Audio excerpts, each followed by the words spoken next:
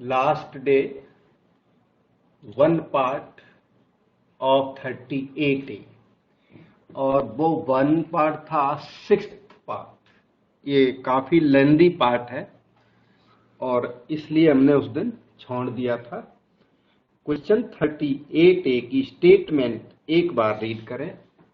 In how many words, in how many ways can the letters of the word permutations, permutations word को लिखें वहां पर। इसमें 12 letters हैं, 4, 4, 8, 4, 12, 4, 4 के 3 सेट्स हैं, 12 लेटर्स हैं।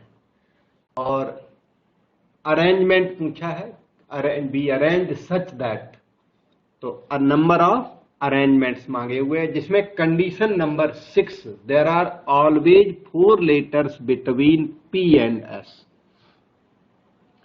इस सेंटेंस को लिख लें, there are always 4 letters between P and S। PS के बीच में हमेशा 4 लेटर रहने हैं। यही पार्ट रह गया था, रिमेनिंग सारे हमने लास्ट लेक्चर में कवर कर दिए थे। So we are here, there are always 4 letters between P and S। तो P और S के बीच में 4 लेटर्स हैं।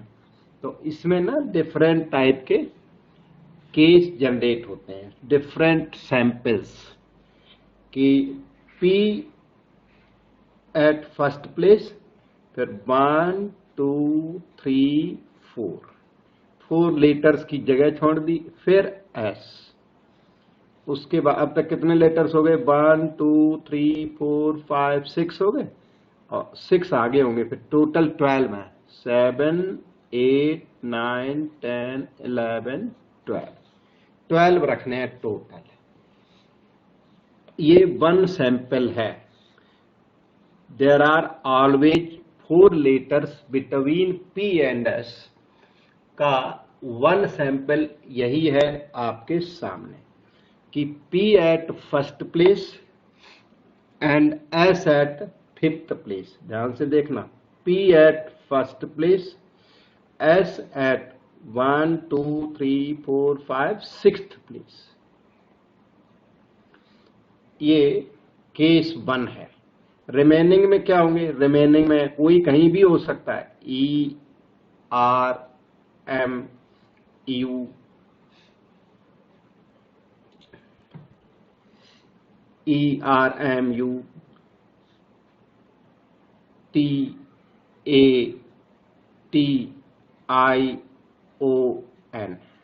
कोई भी लेटर कहीं भी हो सकता है। रेड लेटर वो वाले इधर आ सकते हैं, ये वाले उधर जा सकते हैं। केवल P फर्स्ट प्लेस पर और S 6th प्लेस पर फिक्स कर दिया। There are always 4 letters between P and S।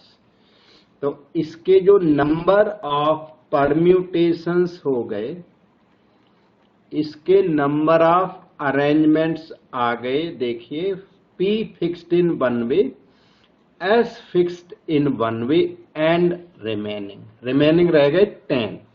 1, 2, 3, 4, 5, 6, 7, 8, 9, 10 can be permuted in factorial 10 ways anywhere. वो T इधर आ सकता है, ये R उधर जा सकता है। Red letters can be interchange with each other. 2 T's are similar of one kind out of these, so divide by factorial 2। तो ये था सैंपल नंबर 1। अब यहां देखना सैंपल नंबर 2। फर्स्ट प्लेस छोड़ दी, P एट सेकेंड प्लेस, ध्यान से देखना, फिर 1, 2, 3, 4, फिर आ गया S एट 7th प्लेस। पहले 6th पर था, अब S शिफ्ट कर दिया, 7th प्लेस पे पहुंचा। और उसके बाद देखिए 7th हो गए, 7 के बाद 8, 9, 10, 11, 12 का आपको अकाउंटिंग देना।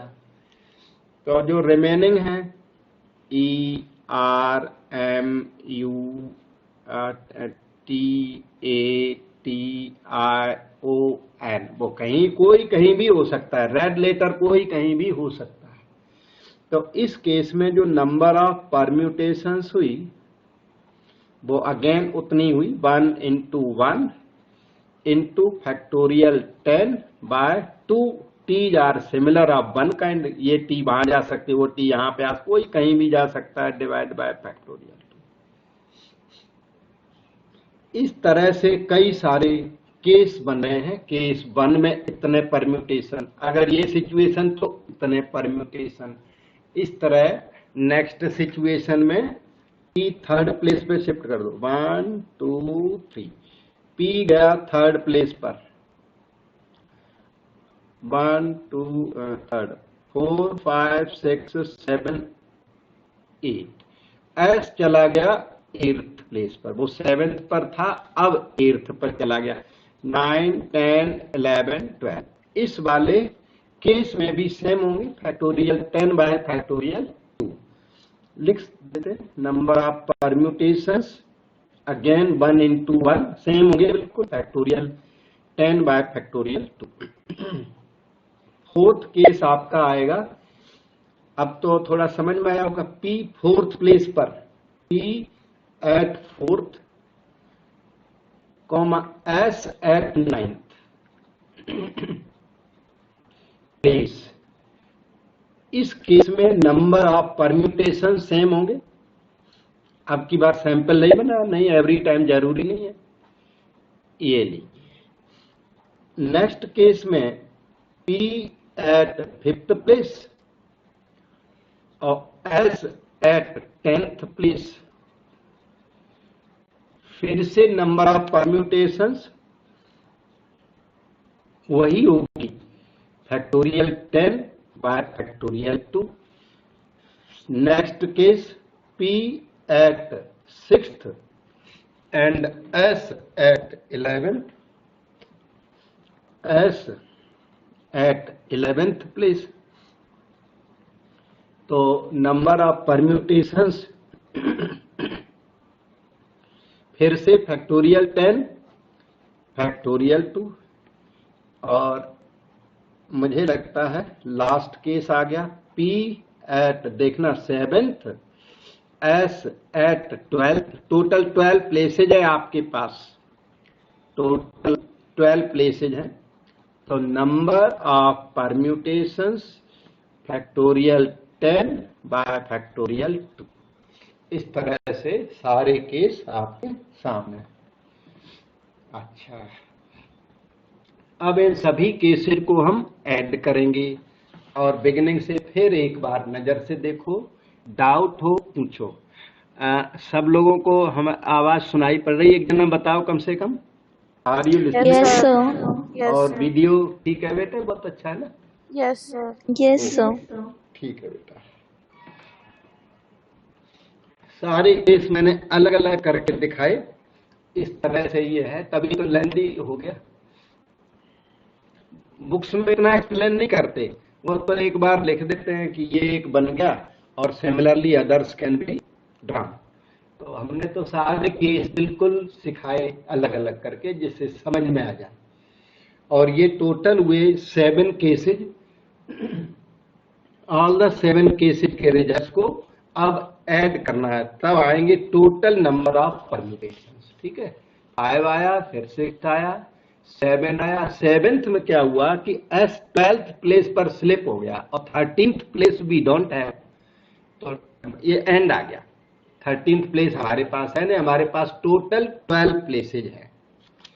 ओके, तो अब इन सभी केसेज के रिजल्ट्स को ऐड कर देते हैं। 10 टोटल नंबर ऑफ अरेंजमेंट्स, ये हो गई 7 टाइम्स ऐड करोगे तो 7 टाइम्स आ जाएगा, फैक्टोरियल 10 बाय फैक्टोरियल 2। अब इसमें एक और बात है कि जैसे p और s को इंटरचेंज कर दें, p s यहां पे लिख दें और p को यहां पे लिख दें, still there are 4 letters between p and s।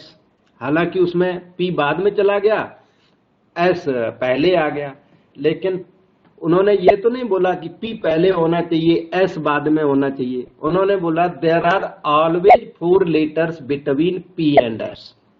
P S के बीच में 4 लेटर्स हो, तो पी अगर इधर होगा, पी इधर होगा और एस इधर होगा, तो भी 4 letters between P and S होंगे, और उस केस में इतने ही अरेंजमेंट और होंगे। इसका मतलब ईच केस में पीएस कैसा है, इंटरचेंजेबल, और ये जो अरेंजमेंट्स हैं वो टोटल अरेंजमेंट्स आपके डबल हो जाएंगे। ठीक है, ओके, तो लिख देता हूं इन ईच केस, 7 केस है और ईच केस में पी के एस कैन इंटरचेंज, जबकि हमने इंटरचेंज स्टडी नहीं किया, उनको फिक्स कर दिया था। इंटरचेंज इन फैक्टोरियल 2 वेज, या 2 वेज लिख दो या फैक्टोरियल 2 वेज लिख दो। Therefore grand total number of permutations will be equal to, double करें फैक्टोरियल 2 करें किसका, इसका 7 इंटू फैक्टोरियल 10 बाय फैक्टोरियल 2 का, ये कैंसल, 7 इंटू फैक्टोरियल 10। कुछ ऑथर्स ऐसे भी हैं जो डबल नहीं करते यहां पर, अच्छा, लेकिन एनसीईआरटी का क्वेश्चन है, एनसीईआरटी का क्वेश्चन आंसर वहां दिया नहीं, एनसीईआरटी मतलब सोल्यूशन नहीं दिया है, आंसर उन्होंने दिया हुआ है, वो तभी मैच करेगा जब आप डबल करोगे। तो ये एनसीईआरटी का आंसर मैंने प्रेजेंट किया, ठीक है, और सही है ये, PS can interchange in 2 ways. कुछ बुक्स ऐसी हैं जो डबल नहीं करती, उनकी थिंकिंग ये है कि बिटवीन पी एंड एस, तो पी पहले आया एस बाद में, लेकिन ऐसा है नहीं। एसपी इंटरचेंज करने से भी there are 4 letters between P and S. Moreover we have to follow NCERT, तो एनसीईआरटी में डबल करने के बिना आंसर मैच ही नहीं करता, सो डबल करना है, ठीक है, ओके, मतलब PS can interchange in 2 ways हमने बोला है और वो राइट है।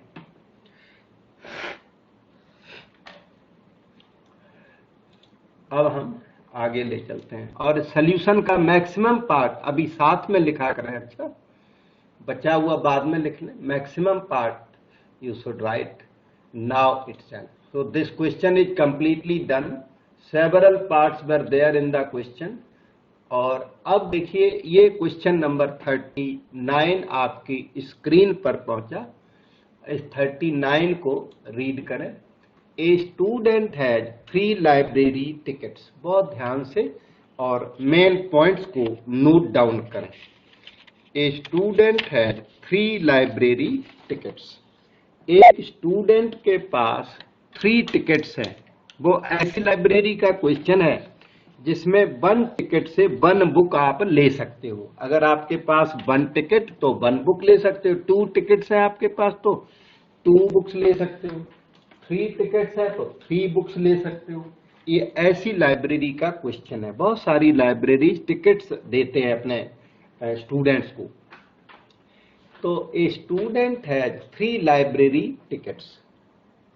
नोट डाउन करें इस बात को कि स्टूडेंट के पास 3 टिकट्स हैं, that means he can take 3 books on loan.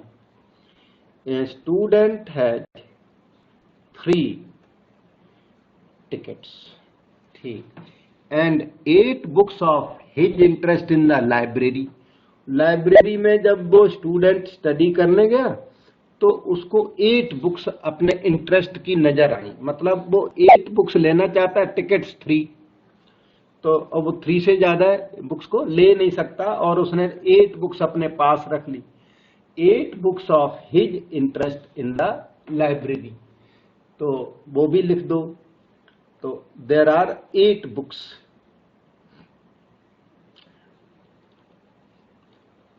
8 books उसने धीरे धीरे लाइब्रेरी से अलग रख ली और उनको लेने के चक्कर में पर टिकट है नहीं।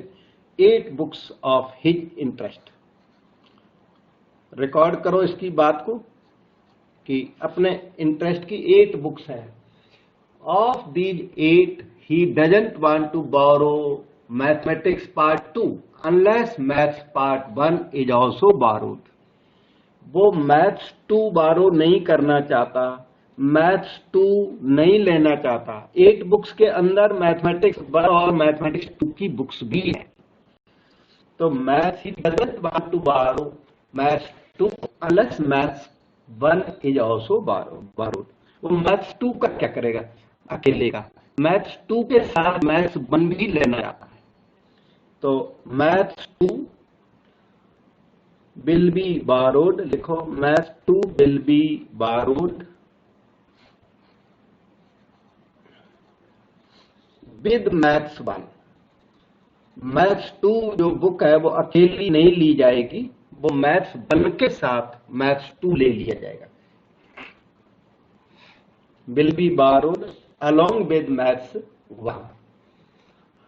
अच्छा, if one book is issued on 1 ticket, what is the rule of? अच्छा वो तो ठीक है, he doesn't want to borrow maths 2 unless maths 1 is also borrowed।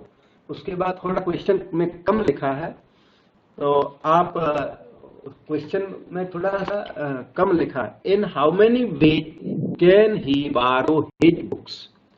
तो to find number of ways, तो आप अपनी तरफ से अपने नोट्स में जरूर लिख लो, वहां पे स्लाइटली कमी है क्वेश्चन में।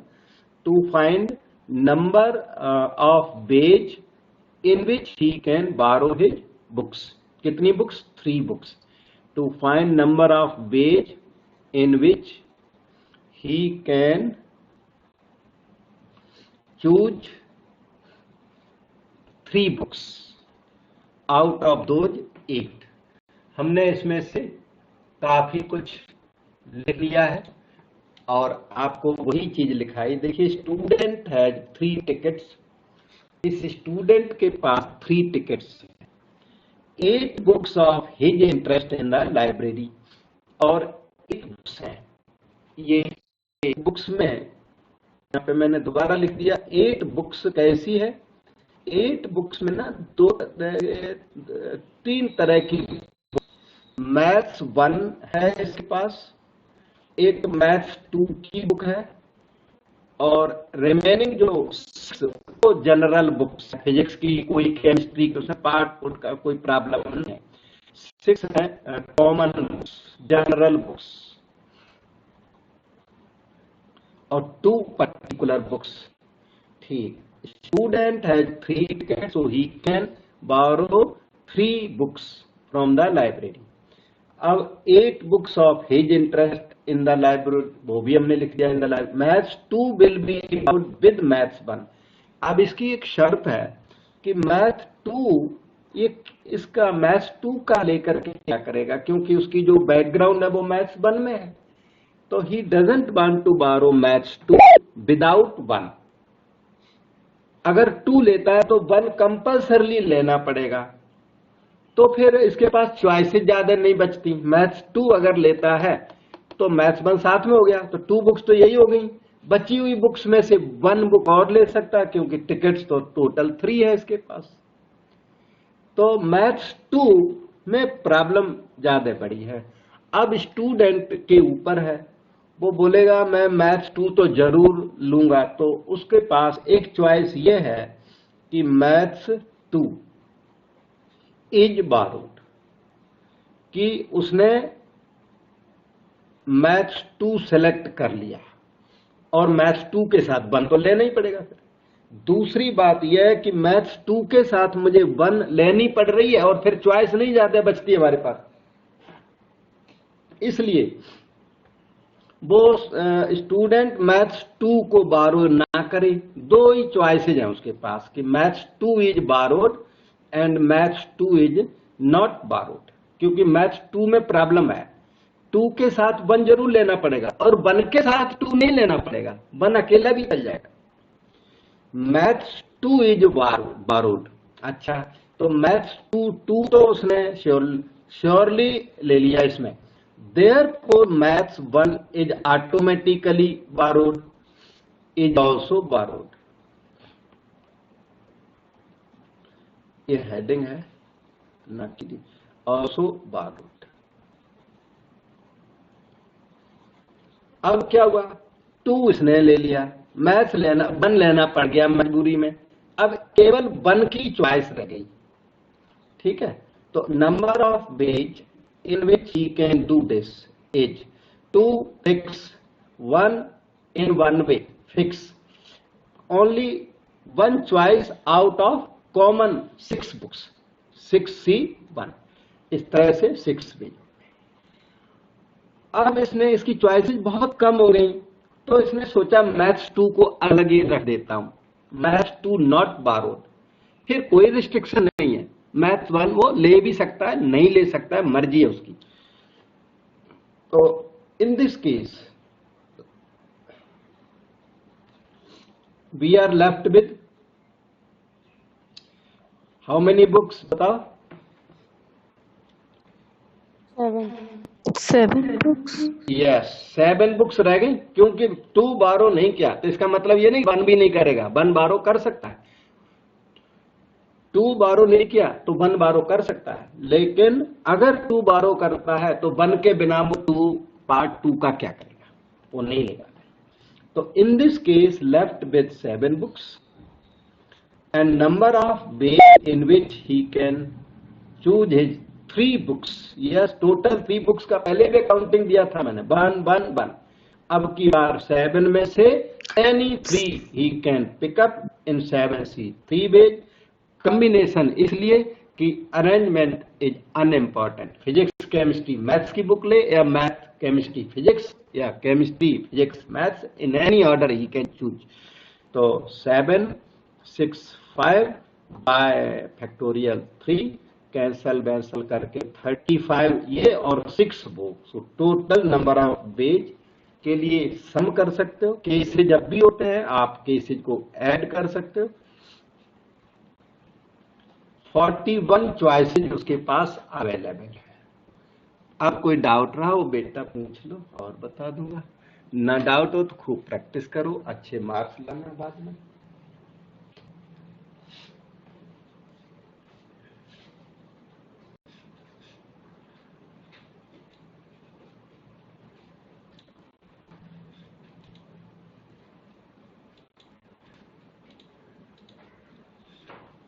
ये आपका नेक्स्ट क्वेश्चन, 1 सेकंड रुकना।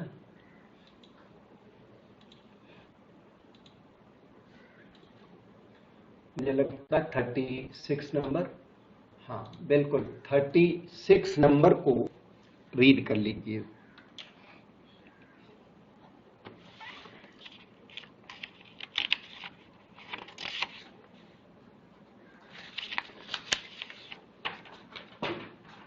From a class of 12 boys and 10 girls, question 36। तो एक क्लास में 12 बॉयज और 10 गर्ल्स, 22 स्टूडेंट्स हैं। लिखिए वहां पर 12 बॉयज एंड 10 गर्ल्स की अवेलेबिलिटी है हमारे क्लास में, 22 स्टूडेंट्स हैं। 10 students are to be selected for a competition. इन 22 में से 10 की पार्टी बननी है, 10 कंपटीशन के लिए सिलेक्ट करने हैं। तो वहां लिखिए choose 10 are to be chosen, 10 are to be selected. और कंपटीशन के लिए सिलेक्ट करते हो तो परम्यूटेशन नहीं लगता, कॉम्बिनेशन लगता है। और अगर क्यों अरेंजमेंट देना, लाइन में खड़े करने हैं, चेयर्स पे बिठाना है, तो परम्यूटेशन लगता है। कंपटीशन के लिए ले जाना है, कमेटी बनानी है, मीटिंग करनी है, ड्रामा पार्टी करनी, म्यूजिक पार्टी करनी, इन सब में कॉम्बिनेशन लगता है पार्टीज में। तो 10 are to be selected for competition का मतलब कॉम्बिनेशन, कमिटी का मतलब कॉम्बिनेशन, सोसाइटी का मतलब कॉम्बिनेशन, सेट का मतलब कॉम्बिनेशन, टीम का मतलब कॉम्बिनेशन। जब तक मैं बताता रहता हूं, 10 are to be selected for competition. ठीक, at least including 4 boys and 4 girls.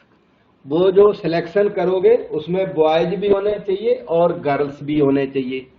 ये नहीं अकेले बॉयज से आपने कमेटी बना ली, अपना मीटिंग तैयार कर ली, नहीं। कम से कम हमें 4 बॉयज और कम से कम 4, कम से कम एटलीस्ट वर्ड 2 बार नहीं लिखा है, लिखा है at least including 4 boys and 4 girls, लेकिन ये अंडरस्टूड है at least 4 boys and at least 4 girls, लिख लीजिए, अंडरस्टूड है। कई बार ये क्लैरिटी लैंग्वेज में, इंग्लिश लैंग्वेज में कम होती है, तो लेकिन सेंस उसका पता लग रहा है। वो at least word useful 2 times, at least 4 boys and at least 4 girls, ये उनका सेंस है, are required for a committee. ये कम से कम 4 से कम गर्ल्स होंगे तो हम पार्टी कमेटी नहीं बनाएंगे, अपनी पार्टी नहीं बनाएंगे। The 2 girls who won prizes last year must be included। अब इसमें प्रॉब्लम एक और आ गई, हमारे पास जो 10 गर्ल्स हैं वो सबके सब कॉमन गर्ल्स नहीं है, उसमें 2 स्पेशल गर्ल्स हैं, 2 गर्ल्स हैं जिनको लास्ट ईयर प्राइज मिला था, तो प्राइज विनिंग गर्ल्स को इंक्लूड जरूर करना है कि अब की बार जो कंपटीशन बने होगा उसमें वो गर्ल्स अच्छा पार्टिसिपेट करेंगे, तो इसलिए उन 2 गर्ल्स को हमने अलग नहीं रखना, 2 special girls must be included, लिख दो वहां 2 प्राइज विनिंग गर्ल्स या प्राइज्ड गर्ल्स, प्राइज्ड भी लिख सकते हैं, 2 prized girls special girls must be included in each committee. उनका रिजर्वेशन है प्राइज्ड वालों का, मस्ट बी इंक्लूडेड।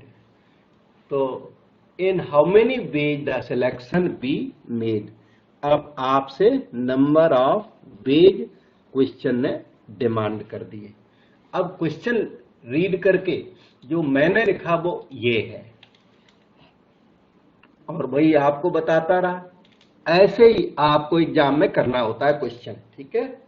जैसे मैंने रीड किया, you have to read the question, you have to make out main points and then you will be doing the question, ठीक है। तो देखिए 12 बॉयज 10 गर्ल्स अवेलेबल हैं, लेकिन ये बॉयज गर्ल्स, बॉयज तो जनरल है, 12 बॉयज, फिर से 12 बॉयज, बॉयज तो सारे एक से हैं, पर ये 10 गर्ल्स एक सी नहीं है, 10 गर्ल्स में 2 स्पेशल गर्ल्स हैं, 2 प्राइज्ड हैं, और जो 8 हैं वो अनप्राइज्ड हैं। 2 prize winning girls, prize winning girls हैं ये, इनको जरूर सिलेक्ट करना, हर कमेटी में स्पेशल गर्ल्स को रखना है। और जो 8 हैं वो जनरल गर्ल्स कह सकते हो, कॉमन गर्ल्स कह सकते हो, या अनप्राइज्ड कह सकते हो, इसके सेंस में वो अनप्राइज्ड है, उनको कोई और प्राइज मिले होंगे पर क्वेश्चन तो अनप्राइज्ड मानना है इनको, ठीक है, अनप्राइज्ड ही लिख दिया मैंने। ये इनका हिसाब है कि आपको ये वाली 2 गर्ल्स हर कमेटी में लेके चलना है, और बचे हुए 8 अनप्राइज्ड में से बची हुई गर्ल्स को ले सकते हो, और 12 बॉयज में से बॉयज कितने भी ले लो, जो भी आपको जितने चाहिए उतने ले सकते हो। तो देखिए 12 बॉयज 10 गर्ल्स वाली बात बिल्कुल फिर दोबारा हमने यहाँ पे नोटिस कर दी। 10 are to be selected for competition, 10 are to be selected, दोबारा लिख दिया, वैसे तो लिखा था, सही लिखा, ओके। अब आया कम से कम 4 बॉयज एंड कम से कम 4 गर्ल्स, ठीक।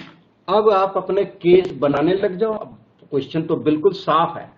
नंबर 1, कम से कम 4 बॉयज, कि 4 बॉयज और रिमेनिंग गर्ल्स रख लो, 10 की कमेटी बननी है, 4 बॉयज रखोगे तो 6 गर्ल्स की 6 गर्ल्स कमेटी, मतलब वही कंपटीशन के लिए कमेटी लिख देता हूं,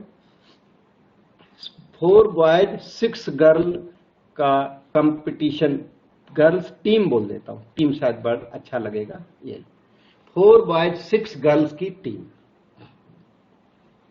एक सेकंड केस, बॉयज को इंक्रीज करिए, 5 बॉयज होंगे तो 5 गर्ल्स लेने पड़ेंगे, 5 गर्ल्स टीम, एक केस ये भी है, ऐसी टीम्स बनेगी। नेक्स्ट केस होगा कि बॉय और इंक्रीज करो, 6 बॉयज एंड 4 गर्ल्स का टीम। बस अब रुकना पड़ेगा, 7 बॉयज 3 गर्ल्स की टीम नहीं बन सकती, कम से कम 4 गर्ल्स होने चाहिए। तो 3 केसेज पॉसिबल। ठीक है, अब इसमें भी प्रॉब्लम एक है।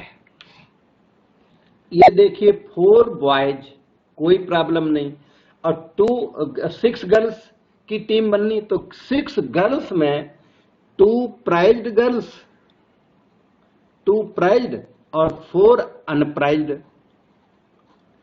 मैंने शॉर्टकट में लिखना पड़ता है थोड़ा सा। ठीक है, ओके। तो 4 तो बॉयज ले लो, कितने बॉयज में से? 12 में से, 12C4 इंटू 2 प्राइज्ड गर्ल्स, उनकी तो चॉइस नहीं है, they are 2 out of 2, 2C2। 2 prized can be selected in 2C2 batch, 4 boys can be selected in 12C4 batch, and 4 unprized out of 8 unprized, 8C4 batch। अपने तरीके का अलग question है। बहुत सारे आपने कॉमिटी वाले क्वेश्चन किए हुए हैं, लेकिन इसमें ये 2 प्राइज्ड अनप्राइज्ड का ये प्रॉब्लम एक्स्ट्रा है इसमें ये। ओके, इसमें देखिए इस वाले केस में आएंगे 12 में से 5 बॉयज, 12C5 इंटू, एक मिनट रुक जाना, यहां पे साइड में लिख देता हूं, 5 तो बॉयज चाहिए, 2 स्पेशल गर्ल्स प्राइज्ड वाली, और 3 गर्ल्स चाहिए अनप्राइज्ड वाली।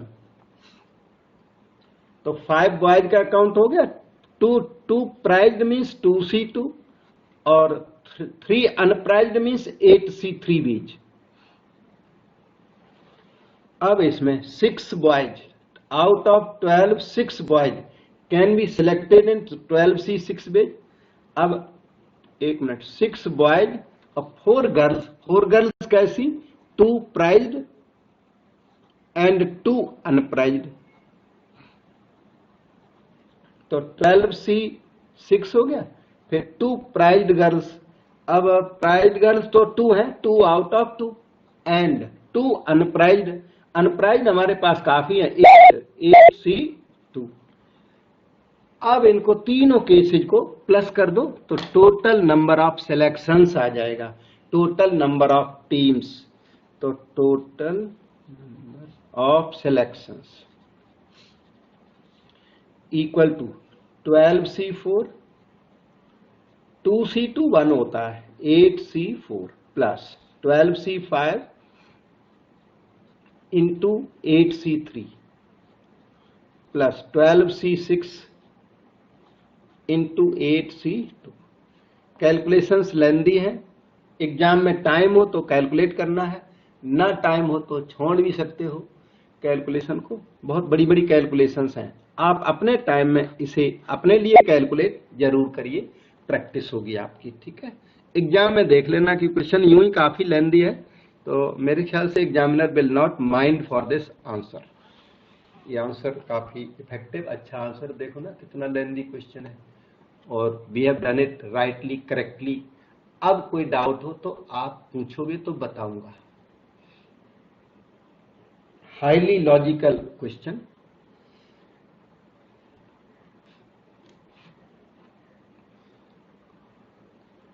साथ साथ लिखा करें, बाद के लिए काम को छोड़ना नहीं। अच्छा, नोट्स जरूर कंपल्सरली बनाने, नोट्स ये वाले हैंड रिटन नोट।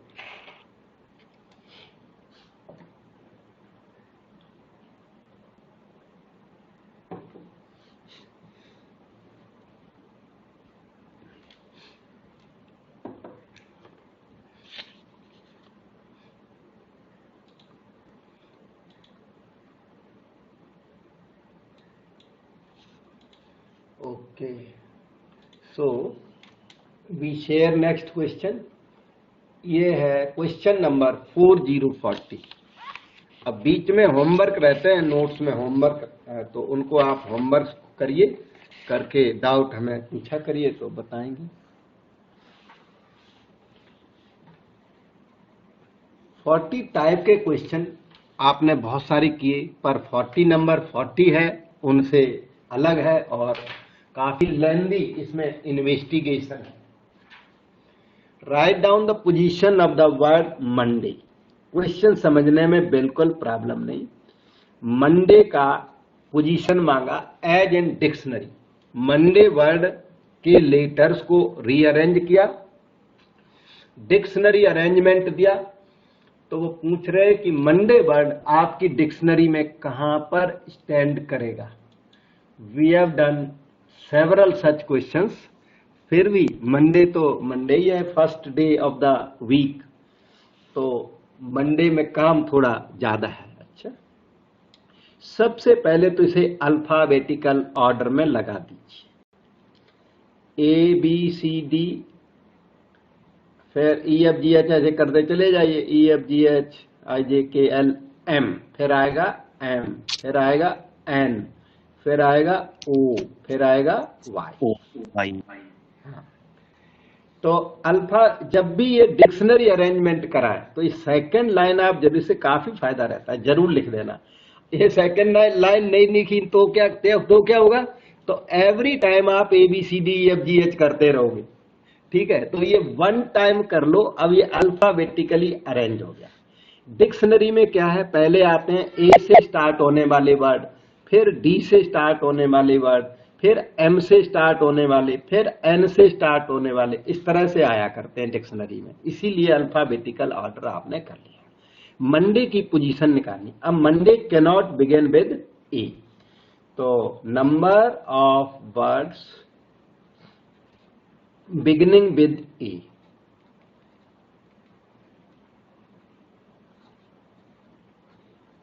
ए से स्टार्ट होने वाले वर्ड ये रहे 1 into 1 2 3 4 5 फैक्टोरियल 5 विदाउट रिपीटिशन। इसमें रिपीटिशन नहीं है, सो डिवाइड बाय फैक्टोरियल 2 3 ऐसा कुछ नहीं होगा।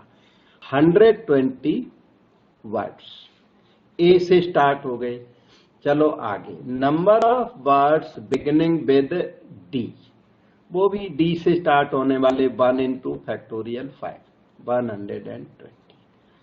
अब होंगे वर्ड्स बिगिनिंग विद एम, और वर्ड्स बिगिनिंग विद एम आपने लिखे तो मंडे उसी के अंदर बाईपास हो जाएगा। मंडे बाईपास हो जाएगा। एम से स्टार्ट होने वाले सारे लिख दिए 1 into फैक्टोरियल 5, तो मंडे भी उसमें गया आपका, मंडे चाहिए आपको। तो इसलिए अब आप थोड़ा सा स्लो हो जाइए। डी से स्टार्ट, एम से स्टार्ट होने वाले सारे वर्ड लिखने का फायदा नहीं। तो क्या करना, number of words starting with M A, अकेले एम से स्टार्ट करोगे तो कोई फायदा नहीं होगा। एम ए से स्टार्ट होने वाले वर्ड, एम ए से स्टार्ट होने वाले, क्यों, अकेले एम से स्टार्ट होने वाले तो वो तो 120 यहां हो जाएंगे और मंडे उसमें चला जाएगा अंदर ही, पता भी नहीं लगेगा। समझ गए? तो एम ए से स्टार्ट होने वाले जो वर्ड है उनमें मंडे नहीं जाएगा, तो एम ए से स्टार्ट होने वाले वर्ड का पता लगाइए। ठीक है, फिर एम डी से स्टार्ट होने वाले वर्ड्स का पता लगाइए। इनमें भी मंडे बाईपास नहीं होगा। पहले एम ए से स्टार्ट होंगे, फिर एम डी से स्टार्ट होंगे, फिर एम एन से स्टार्ट होंगे। एम एन से स्टार्ट होने वाले वर्ड्स का पता लगा, इनमें भी मंडे बाईपास नहीं होगा। ठीक है, M A, M D, M N और एमओ, एमओ से स्टार्ट होने वाले वर्ड अगर सारे लिख दिए तो मंडे चला जाएगा उसमें। तो एमओ के साथ कौन, ए, एमओ ए से स्टार्ट होने वाले जो वर्ड है उनमें मंडे जाएगा नहीं, मंडे आ गया अभी। उसके बाद एमओ डी से स्टार्ट होने वाले जो वर्ड है उनमें मंडे नहीं जाएगा आपका। और फिर एमओ एन से स्टार्ट होने वाले वर्ड के अंदर मंडे बाईपास हो जाएगा। तो यहां पे और केयरफुल रहना है। एमओ एन पर जब आ जाएंगे तो और फिक्सेशन करेंगे। तो एमए से स्टार्ट होने वाले वर्ड्स में टोटल लेटर्स हमारे पास है 6, 1 2 3 4 5 6। 2 तो फिक्स हो गए, 6 में 2 हो गए फिक्स, 4 रह गए आर्बिट्रेरी। ये देखो, तो M A fixed in 1 way, M A को ए एम भी नहीं कर सकते आप। तो 1 इंटू फैक्टोरियल 4 24, ऐसे ही इसके होंगे 1 इंटू फैक्टोरियल 4 मतलब कि 24। इस सैंपल के इंटू फैक्टोरियल 4 24, इस सैंपल के आप बताओ। 1 into factorial 3. यस, इसमें 3 लेटर आर्बिट्रेरी और 3 फिक्स कर दिया। 1 इंटू फैक्टोरियल 3 6 हो गए। इस वाले के भी 1 इंटू फैक्टोरियल 3 6 हो गए। और ये वाले सैंपल के अगर 6 लिख दिए इसके, तो मंडे भी साथ में वो भी चला जाएगा, आप जान नहीं पाओगे। तो मंडे को पकड़ने के लिए अब आप एक और आगे की बात करें। MON, ध्यान दो, MON के बाद स्टार्ट होने लेटर होगा ए, पहले आएगा, पहले स्टार्ट होगा इस मोना वर्ड से। MON तो फिक्स है, उसके बाद ए आएगा, उनमें जो आपके लेटर्स हैं। मोना वर्ड से स्टार्ट होने वाले इतने वर्ड्स हैं। मोना से स्टार्ट होने वाले वर्ड है 1, मोना तक फिक्स करना है, इंटू फैक्टोरियल 2, ये आपके 2 हो गई। और इसमें मंडे नहीं। अब की बार नंबर आ गया MON, ए के बाद तो डी आ गया। नेक्स्ट वर्ड, अब वर्ड को फिक्स करने लग जाओ। Next word is this. MON से स्टार्ट होने, मोना से स्टार्ट होने वाले 2 वर्ड, लेकिन MOND से स्टार्ट होने वाले अगर दोनों लिख दिए तो उसमें मंडे बाईपास हो जाएगा। तो MOND आ गया। इसके बाद क्या आएगा? ए आएगा और वाई आएगा। ये जो वर्ड है 1 वर्ड है। इन सब को ऐड कर दो तो मंडे की रैंक आ गई है, यही रैंक है। तो rank of the word Monday.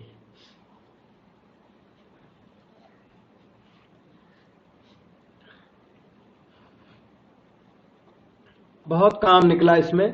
पहले 1-1 का फिक्सेशन किया, एडी का फिक्सेशन किया, फिर 2-2 का फिक्सेशन किया, फिर 3-3 का फिक्सेशन किया और 4 का भी फिक्सेशन कर दिया एक जगह पर, तब जाके मंडे कैच में आया। तो 120 और 120 हो गए 240 प्लस 24 3 या 72, ये हो गए 6 12 हो गए 14 115।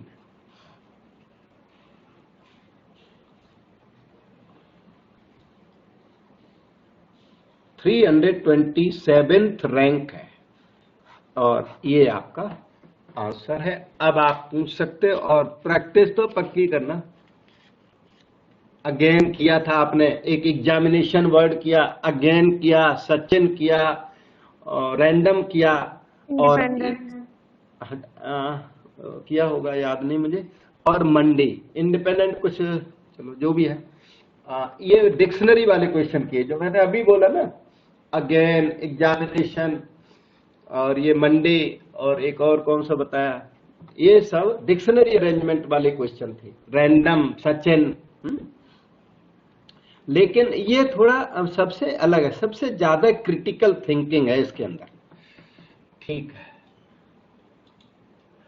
तो ये फिनिश होकर के नेक्स्ट क्वेश्चन हम शेयर करते हैं आपके साथ, और मैक्सिमम पार्ट आप लिख लिया करें साथ में, मैंने पहले बोला हुआ है।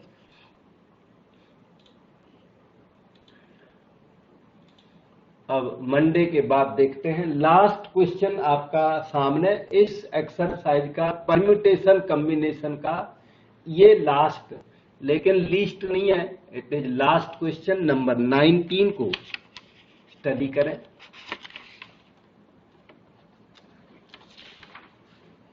How many numbers greater than 56,000 can be formed by using the following digits? Question 19. Greater than 56,000, जो नंबर बनेगा वो 5 डिजिट नंबर होगा। 56,000 में ना 5 डिजिट्स हैं, तो मान लिखिए to form 5 digit numbers, that too starting with at least 56। ठीक, 5 digit numbers from, 5 digit number बनने, लेकिन 5 डिजिट ब्लाइंडली नहीं बनने हैं। 5 डिजिट नंबर जो कि 56,000 से ग्रेटर हो। फ्रॉम 4 5 6 7 8 डिजिट्स इन्होंने दे रखे हैं। Okay, no digit being repeated in any number, repetition not allowed, वो भी लिख लो, रिपीटिशन नॉट अलाउड। ठीक, अब हम आपको सॉल्यूशन देते हैं। 56,000 से जो ग्रेटर नंबर है वो कम से कम आपको 56 से स्टार्ट करना पड़ेगा। अब 5 डिजिट नंबर फॉर्म करना है, 5 डिजिट नंबर, और 5 डिजिट्स है हमारे पास 1 2 3 4 5, इसलिए और कोई कंट्रोवर्सी नहीं है। 5 डिजिट नंबर फॉर्म करना है, 5 डिजिट्स हमारे पास है, नो डिजिट रिपीटेड करके हम नंबर्स को बना सकेंगे। तो देखिए, number of numbers beginning with 56 से जो स्टार्ट होंगे नंबर, वो सब के सब उस क्राइटेरिया को फॉलो करेंगे। तो 56 से स्टार्ट होंगे और 5 डिजिट नंबर फॉर्म करना है, तो 3 डिजिट और रख लो जो आपकी चॉइस की। ठीक है, तो इसमें आएंगे नंबर्स, ये सैंपल है।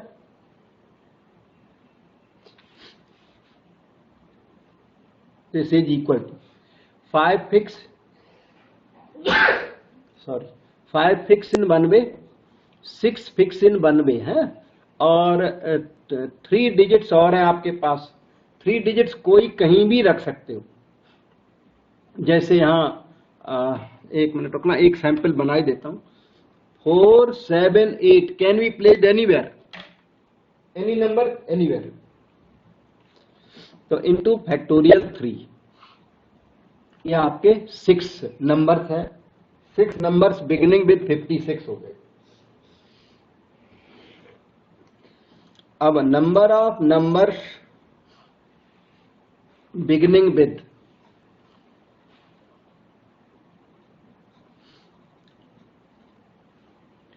56 के बाद 57,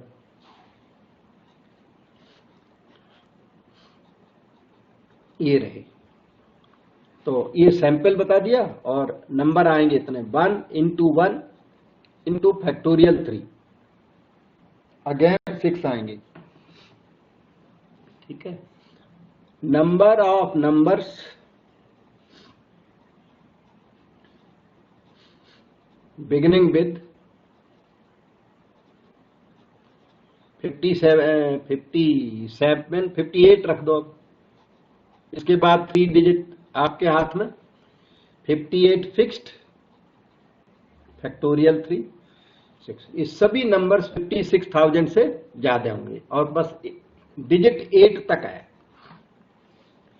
अब 56,000 से ज्यादा वो नंबर्स भी होंगे जो 6 से स्टार्ट होंगे, जो 7 से स्टार्ट होंगे, जो 8 से स्टार्ट होंगे। तो 56 से स्टार्ट होने वाले ग्रेटर देन 56 थे, 57 से स्टार्ट होने वाले ग्रेटर देन 56, 58 से स्टार्ट होने वाले ग्रेटर देन 56, लेकिन 6 से स्टार्ट होने वाले वो सारे भी ग्रेटर देन 56 हैं। Number of numbers beginning with 6,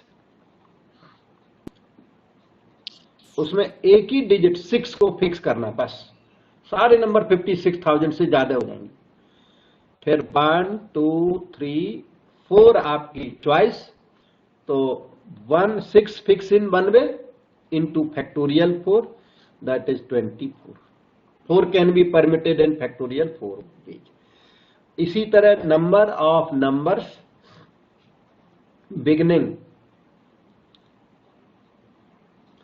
with 7, वो भी 24 हो जाएंगे। Number of numbers beginning with 8, वो भी आपके 24, एंड दैट्स ऑल। 9 नंबर है नहीं वहां पे, डिजिट्स 8 तक थी, तो वहां तक का अकाउंट मैंने दिया। ये 56 से स्टार्ट होने वाले सारे नंबर 56,000 से ज्यादा होंगे, 57 से स्टार्ट होने वाले नंबर फेवर करेंगे, 58 से स्टार्ट होने वाले, फिर 6 से स्टार्ट होने वाले सारे, 7 से स्टार्ट होने वाले सारे और 8 से स्टार्ट होने वाले सारे, सभी केसेज हमने एग्जामिन किए। ये आपके नंबर्स आ गए। So total number of numbers is obtained by adding all the cases, it is equal to, यहां से स्टार्ट था 56, 6 612 618 प्लस 24 3 जा 72 और ये आपके 90 नंबर आते हैं। अब देखिए, डाउट पूछिए।